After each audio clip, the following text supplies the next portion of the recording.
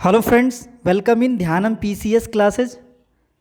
आज हम लोगों का डेली होमवर्क सीरीज के अंतर्गत देखा जाए तो आज इम्पोर्टेंट सेशन रहेगा, क्योंकि आज हमारा जो डे नंबर देखा जाए तो डे 44 है, 44वां दिन है और इसमें टॉपिक नंबर 19 हम लोग कंप्लीट करने वाले हैं। इससे पहले हमने टोटल 18 टॉपिक कंप्लीट कर लिए हैं। यदि आपने उसे अभी तक नहीं देखा है तो ज़रूर देख ले, तो आपको क्या होगा, एक सीक्वेंस बना रहेगा। साथ में आज महत्वपूर्ण यह लेक्चर या आप कह सकते हैं टॉपिक इसलिए महत्वपूर्ण है क्योंकि आज जो है 8 क्लास का आपका एनसीईआरटी का जो लास्ट चैप्टर वगैरह है उसमें इसमें कंप्लीट किया जा रहा है। तो आप लोग ज़रूर यह टारगेट जो टॉपिक है उसे ज़रूर कंप्लीट करें, क्योंकि आगे के जो है 9th क्लास के आपके मंडे से स्टार्ट होंगे। तो आप लोग कृपया इस अभियान से जुड़ जाएं और जितना हो सके अपने दोस्तों और ग्रुप में शेयर ज़रूर करें। और यदि अभी तक हमारे चैनल को सब्सक्राइब नहीं किया है तो ज़रूर सब्सक्राइब कर लें और बेल आइकन को ज़रूर दबा लें, जिससे क्या होगा, आपको समय समय पे नोटिफिकेशन मिलता रहे। ठीक है फ्रेंड्स, तो आज के जो टॉपिक है महत्वपूर्ण है, तो आप लोग अच्छे से इसे कंप्लीट करना है। साथ में यदि टाइम आपके पास मिल रहे हैं तो आपके पास वैसे आपके पास आगे के 2 दिन मिलेंगे, इसमें आपको रिविज़न भी करना है। तो जितना टाइम मिले टॉपिक आपको कंप्लीट करना है, ठीक है, क्योंकि आपके पास टाइम ड्यूरेशन का क्या है, लिमिटेशन है। तो इसलिए जो टाइम आपको मिल रहा है उसके अंदर ही आपको टॉपिक कंप्लीट करना है। ठीक है फ्रेंड्स, तो देख लेते हैं आज के टॉपिक को। साथ में एक महत्वपूर्ण और है, आप लोगों को यदि किसी पीडीएफ वगैरह नहीं मिल पा रहा है तो आप लोग कृपया हमारे टेलीग्राम चैनल से जुड़ जाएं, क्योंकि टेलीग्राम चैनल का हमारे वीडियो के डिस्क्रिप्शन में इसका लिंक दिया गया है, तो आप वहां से डायरेक्टली जुड़ सकते हैं। साथ में ध्यानम पीसीएस क्लासेज आप सर्च करके डायरेक्टली जुड़ सकते हैं। यहाँ से आपको क्या, सभी आपको महत्वपूर्ण जो भी पीडीएफ रहता है वो आसानी से आपको प्राप्त हो जाएंगे। ठीक है फ्रेंड्स, यह हमारा टारगेट सीरीज का जो डेली टॉपिक आता है उसका भी आपको पीडीएफ आसानी से वहाँ से मिल जाएगा। तो आप लोग ज़रूर वहाँ से जुड़ सकते हैं और साथ में अपने दोस्तों को भी ऐड कर सकते हैं। इससे क्या होगा, सभी को आसानी से पीडीएफ प्राप्त हो सके। ठीक है, तो हम लोग देख लेते हैं आज के टॉपिक को। तो हमारा आज जो हिस्ट्री के सेक्शन से हम लोग स्टार्ट करने जा रहे हैं, जिसमें कि हमारा आज 9th चैप्टर और 10th चैप्टर जो कि 9-10 जो कि लास्ट 2 चैप्टर है, यह हम लोग देखेंगे। इसमें क्या है, 9th चैप्टर जो दिया है, राष्ट्रीय आंदोलन का संगठन कैसे होता है और 1870 के दशक से 1947 के बीच में जो कार्यक्रम रहा था उसके बारे में हम लोग इसमें कंप्लीट करेंगे। और यह देखा जाए तो ये जो कि मॉडर्न इंडिया का पार्ट है, तो आप लोग इसे अच्छे से कंप्लीट करें, क्योंकि मॉडर्न से आपको अधिकतर क्वेश्चन एग्जाम में देखने को मिलते हैं।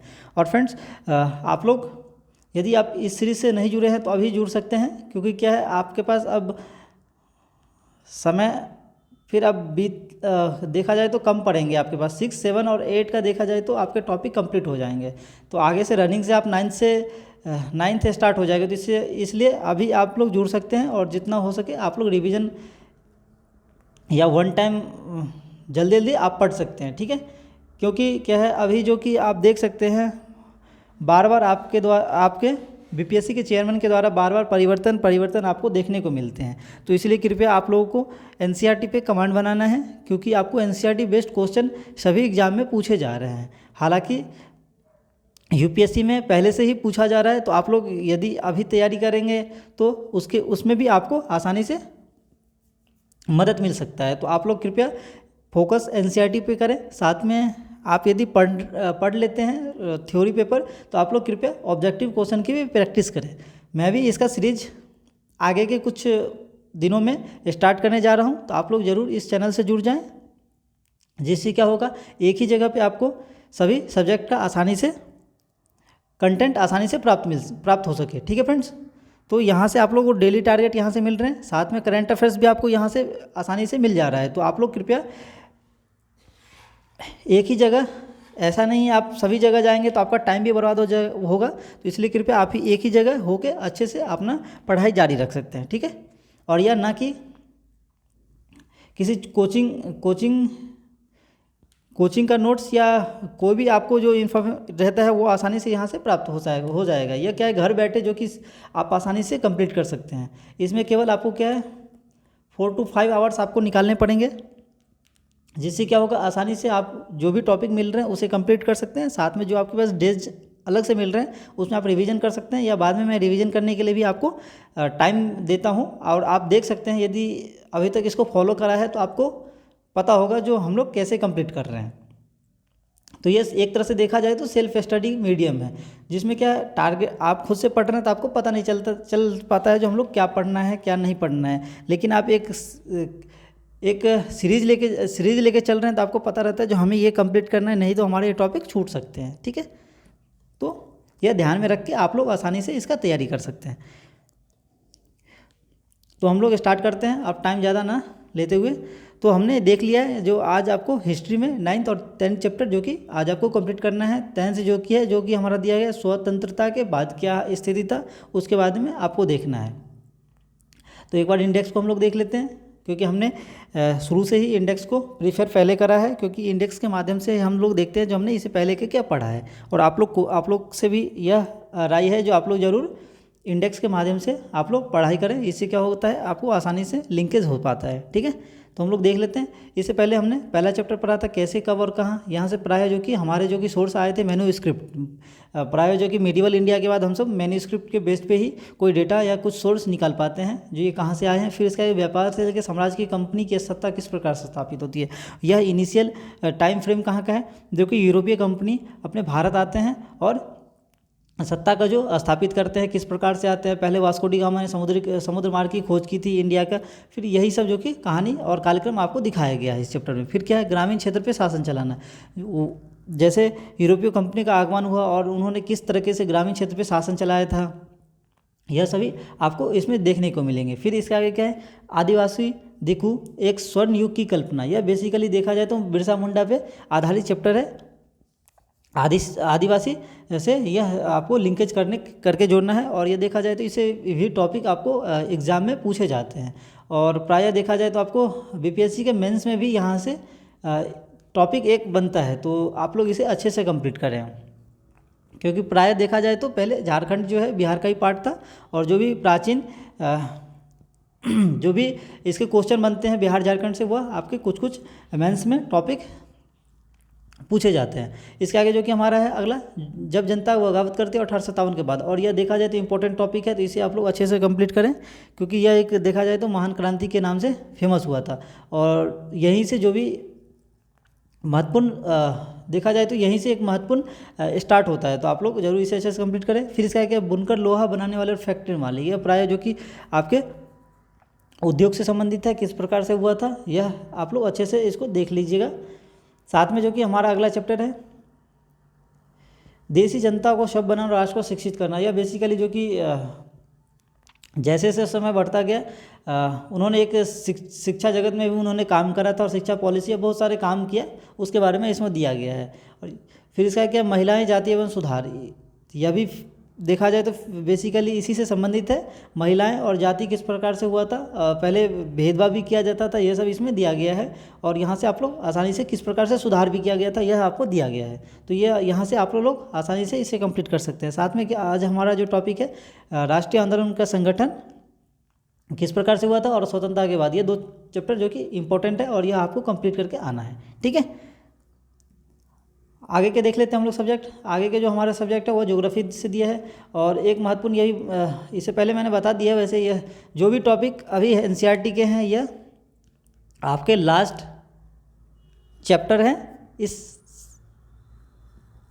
क्लास के।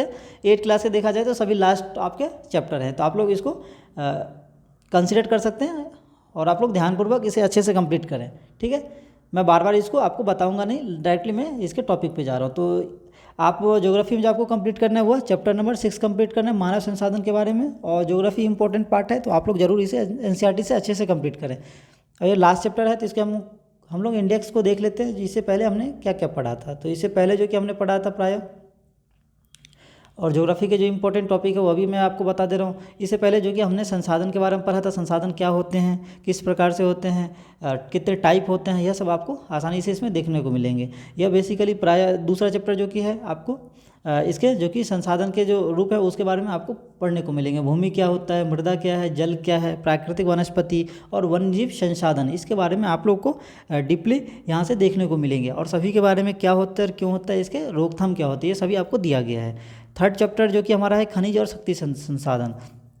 इस खनिज और शक्ति संसाधन से बेसिकली यह दिया गया है जो आपको खनिज क्या होता है, खनिज कहाँ से प्राप्त करते हैं, इसके इस्तेमाल हम किस प्रकार से कर सकते हैं, तो यह सब इसमें आपको देखने को मिलेंगे जो कि थर्ड चैप्टर दिया गया है। और खनिज कितने टाइप के भी होते हैं यह भी दिया गया है इसमें, क्योंकि कुछ खनिज होते हैं जिसको हम एक बार यूज़ करने के बाद दूसरी बार यूज़ नहीं कर सकते हैं, और कुछ खनिज होते हैं जिसको हम लोग एक बार यूज़ करने के बाद सेकेंड टाइम भी यूज़ कर सकते हैं। तो यह जो कि इम्पोर्टेंट आपको इसमें दिया गया है। फिर चौथा चैप्टर जो कि हमने पढ़ा था कृषि के बारे में, और यह एक देखा जाए तो आसान चैप्टर है और प्रायः हम लोग कृषि पे ही बेस्ड है, तो इसलिए यह इंपॉर्टेंट टॉपिक है देखा जाए तो। फिर इसके आगे जो कि हमने फिफ्थ चैप्टर उद्योग के बारे में पढ़ा था, उद्योग क्या होता है, ठीक है। तो यह जो कि हमारा 5 चैप्टर कंप्लीट हो गया। साथ में जो कि हमारा आज लास्ट का ये है मानव संसाधन के बारे में आपको कंप्लीट करना है। तो ये 6 चैप्टर जो कि लास्ट ईयर ज्योग्राफी का था उसे हमने देख लिया। आगे के हम लोग देख लेते हैं टॉपिक को। आगे के जो हमारा टॉपिक है वो हमारा साइंस से है, और साइंस क्योंकि ज़्यादा चैप्टर रहते हैं तो इसलिए मैंने ज़्यादा टॉपिक लेके आपको कंप्लीट करा है। और आप लोग कोशिश करें इसे एक बार गो थ्रू तो ज़रूर करें। साथ में हम लोग लूसेंट का भी सीरीज चला रहे हैं, तो ऐसा नहीं, आपको एक न एक जगह से ज़रूर आपको फ़ायदा मिलेगा। बट आपको NCERT 9 to 12 तो मस्ट इम्पोर्टेंट है, लेकिन हमने 6 क्लास से ये स्टार्ट करा था, तो आप लोग ज़रूर एक बार गो थ्रू तो आपको करना ज़रूरी है। तो हम लोग देख लेते हैं। और यह भी जो कि आपको लास्ट यह चैप्टर आपके हैं जो कि 4 चैप्टर हैं, तो इसे आपको कंप्लीट करना है आज। तो इसमें हमारा जो कि 15 चैप्टर है वह है कुछ प्राकृतिक परिघटनाएं क्या होता है, फिर प्रकाश के बारे में आपको पढ़ना है। यह चैप्टर आप देखा जाए तो लूसेंट पे आपने पढ़ रखा है और इसका आपको रिवीजन हो जाएगा। फिर क्या तारे एवं सौर परिवार, यह देखा जाए तो यह भी आपने सौर परिवार के बारे में आपने ज्योग्राफी में पढ़ रखा है, तो यहाँ से आपका रिवीजन हो जाएगा। फिर वायु तथा जल के क्या प्रदूषण होते हैं यह आपको दिया गया है। तो ये 4 टॉपिक जो कि इम्पोर्टेंट है बट छोटे हैं, तो आप लोग आसानी से इसे कंप्लीट कर सकते हैं। तो यह जो कि एक बार इसके इंडेक्स को भी हम लोग देख लेते हैं जो हमने इससे पहले क्या क्या पढ़ा था, ठीक है फ्रेंड्स। और आपसे बार बार रिक्वेस्ट है जो आप लोग इंडेक्स के साथ जरूर जाए, इससे क्या होगा आसानी से आपको हेल्प मिल जाता है। तो हम लोग इसके देख लेते हैं। इससे पहले हमने जो कि फसल उत्पादन और प्रबंधन क्या होता है यह देखा था, इसमें किस प्रकार से उत्पादन किया जाता है और इसके प्रबंधन क्या होते हैं।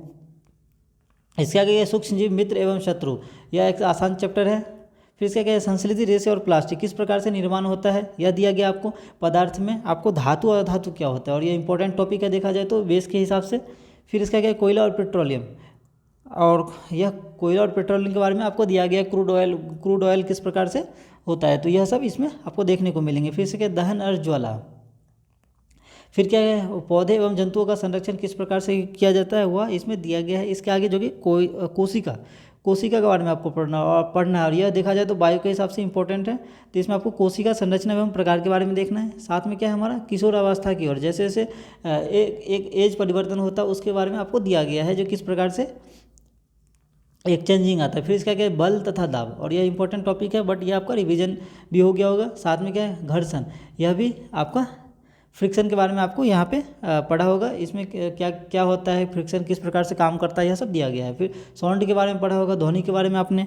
और यह देखा जाए तो आप लोग का कुछ पार्ट रिवीजन भी हो रहा होगा लूसेंट से, तो आप लोग के लिए एक बेनिफिट साबित होगा। साथ में जो कि हमारा 14 चैप्टर है विद्युत धारा के रासायनिक प्रभाव, किस प्रकार से रासायनिक प्रभाव होते हैं, तो यहाँ तक हमने कंप्लीट कर रखा था। यह 4 चैप्टर आज आपको कंप्लीट करना है। कुछ प्राकृतिक परिघटनाएं, प्रकाश क्या होता है, फिर तारे एवं सौर परिवार, फिर वायु तथा जल का प्रदूषण, ठीक है फ्रेंड्स। तो ये हमारा जो कि साइंस का सेक्शन था। साथ में जो कि हमारा लास्ट सेक्शन किससे है, तो ये पॉलिटी से रहेगा जो कि NCERT बेस्ड है। पॉलिटी में जो कि हम लोग आज 2 चैप्टर कंप्लीट करने वाले हैं, और यह भी लास्ट चैप्टर है देखा जाए तो हमारा 9 चैप्टर क्या है जन सुविधा के बारे में आपको दिया गया, और कानून और सामाजिक न्याय क्या होता है। और यह देखा जाए तो पॉलिटी के हिसाब से हम लोग लक्ष्मीकांत को अभी ऐड ऑन नहीं करा है, और अभी GS का भी लूसेंट का जो सेपरेट बुक है उसको भी हमने ऐड ऑन नहीं करा है, क्योंकि एक बार इसको हम लोग पढ़ लेंगे तो फिर बाद में क्या होगा रिवीजन करने में हमें सुविधा होगा। और अभी हमारे पास टाइम भी है, तो हम क्यों ना अभी से एक डिस्क्रिप्टिव टाइप में पढ़ें, मेंस की तैयारी करें। मेंस PT कम मेंस की तैयारी एक टाइप से करना है आपको, ठीक है। और साथ में यदि आपके पास टाइम मिल रहा है तो आप लोग कृपया आपसे रिक्वेस्ट है जो आप लोग किसी भी टॉपिक को आपने यदि अच्छे से पढ़ रखा है तो उसको आप लोग मेंस के टाइप पे आप लोग आंसर प्रैक्टिस कर सकते हैं, ठीक है। इससे क्या होगा रिटेन का भी आप लोग का एक तरह से प्रैक्टिस हो जाएगा। तो हम लोग इसके देख लेते हैं इंडेक्स को पॉलिटी के। तो पॉलिटी में जो कि हमारा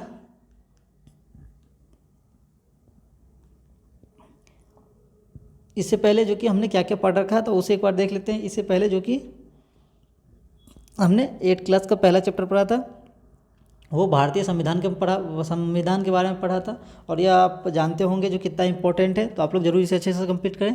फिर क्या, धर्म निरपेक्षता की समझ किस प्रकार से होता है, धर्म निरपेक्षता के यह दिया गया है। फिर इसके आगे क्या दिया कि हमें संसद क्यों चाहिए, संसद की आवश्यकता क्या है हमें, और किस प्रकार से इसका रिक्वायरमेंट हुआ था, इसके बारे में आपको दिया गया। फिर कानून की समझ किस प्रकार से किया जा सकता है, कौन सा कानून किसके लिए बनता है, यह सब इसमें आपको देखने को मिलेंगे। फिर इसका न्यायपालिका के बारे में 2 चैप्टर आपको दिया था, उसमें आपको न्यायपालिका क्या होता है यह पढ़ना है, न्यायपालिका जुडिशली सिस्टम क्या होता है। फिर इसका क्या, हमारी आपराधिक न्याय प्रणाली क्या है, मतलब ऐसा तो नहीं है जो सभी के लिए एक प्रकार के न्याय होंगे।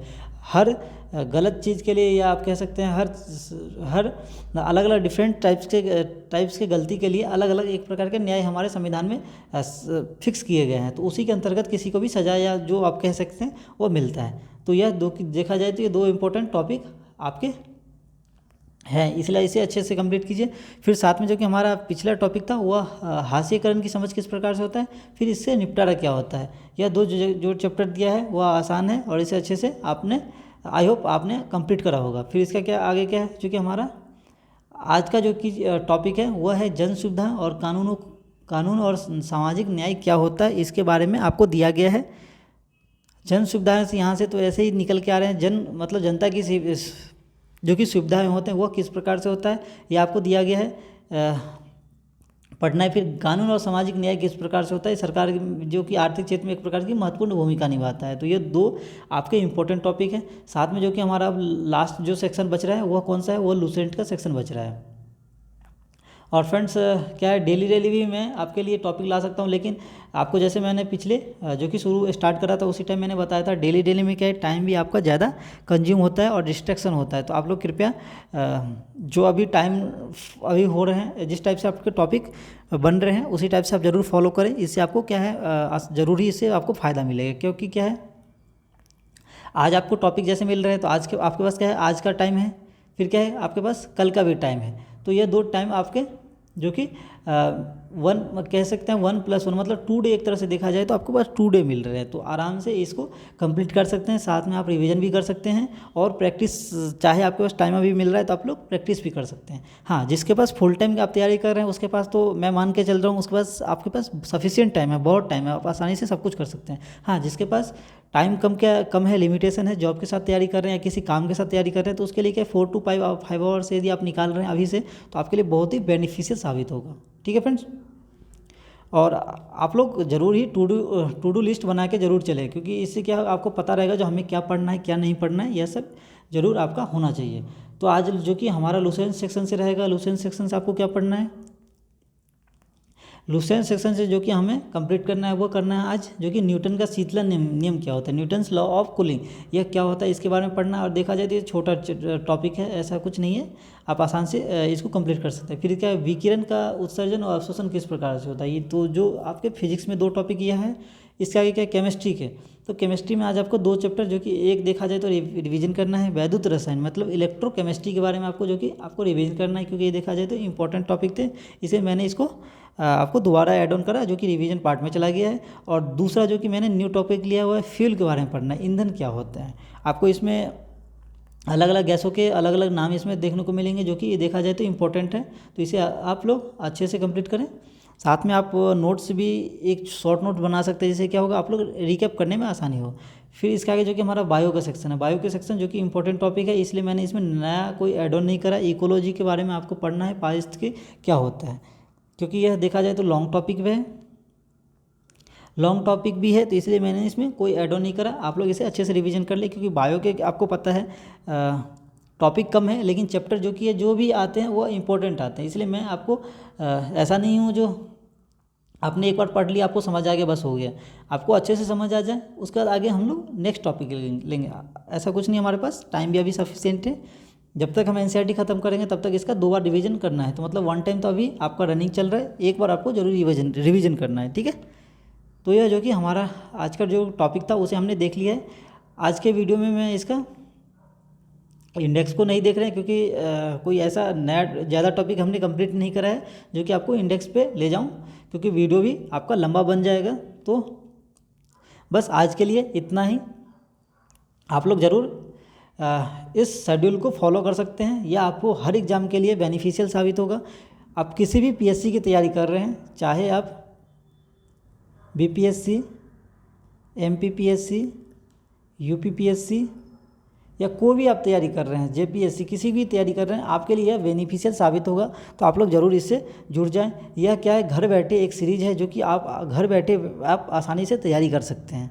ठीक है फ्रेंड्स, और कोशिश करें, आपसे एक रिक्वेस्ट है, जो इससे क्या होगा, हमें भी एक तरह से मोटिवेशन मिलता है, सपोर्ट के तौर पे भी रहता है। तो आप लोग जितना हो सके अपने दोस्तों के साथ शेयर करें और सब्सक्राइब करें। ठीक है फ्रेंड्स, तो इससे क्या होगा, मैं आपके लिए जो नए नए और कंटेंट है वह भी लेकर आऊँ। ठीक है, तो मिलते हैं फ्रेंड्स अगले वीडियो में। तब तक आप लोग रिवीजन करते रहें, पढ़ते रहें। धन्यवाद।